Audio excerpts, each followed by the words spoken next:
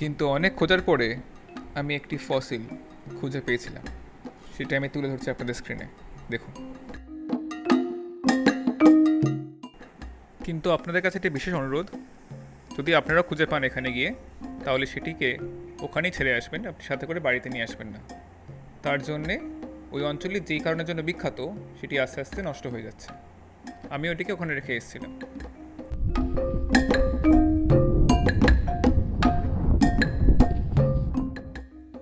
কাজা থেকে মাত্র 19 কিলোমিটার দূরে অবস্থিত এই কমিক গ্রামটি ইন্ডিয়ার মধ্যে হাইয়েস্ট ভিলেজ, যেটি গাড়ি চলাচলের যোগ্য রাস্তা দিয়ে যুক্ত।